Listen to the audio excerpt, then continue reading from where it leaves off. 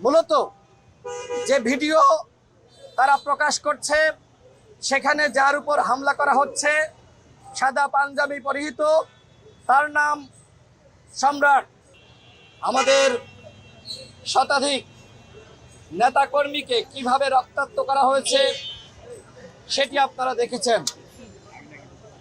নুরুল হক নূরের উপর যে হামলা হয়েছে, এই হামলা কারা করেছে? আমরা দেখলাম যে সামাজিক যোগাযোগ মাধ্যমে অনেকে ছবি এবং ভিডিও প্রকাশ করছে যে সেনাবাহিনী নুরুল হক নূরের উপর হামলা করে নাই।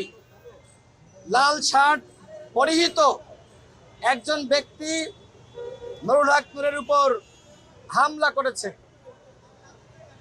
মূলত যে ভিডিও তারা প্রকাশ করছে সেখানে যার উপর হামলা করা হচ্ছে সাদা পাঞ্জাবি পরিহিত, তার নাম সম্রাট। সে আমাদের ছাত্র অধিকার পরিষদের কেন্দ্রীয় নেতা। সাদা পাঞ্জাবি হয় মনে হচ্ছে যে নুরুল হক নূরের উপর লাল শার্ট পরিহিত ব্যক্তি হামলা চালাচ্ছে। মূলত এই হামলা নুরুল হক নূরের উপর নয়,